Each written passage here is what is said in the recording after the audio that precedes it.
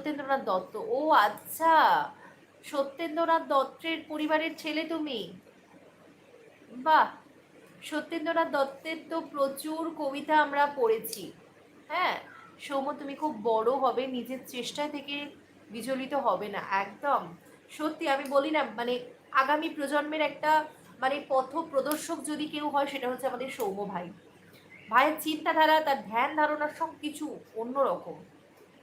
ও অনেক বড় হবে, ওকে তো আমি সবসময় বলি তুমি শুধু পড়াশোনা করো।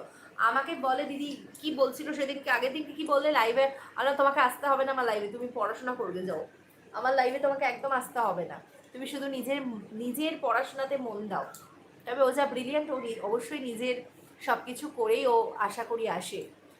চিত্তশুদ্ধি বৃদ্ধি করতে হয় প্রণয়দা, একদম অবশ্যই।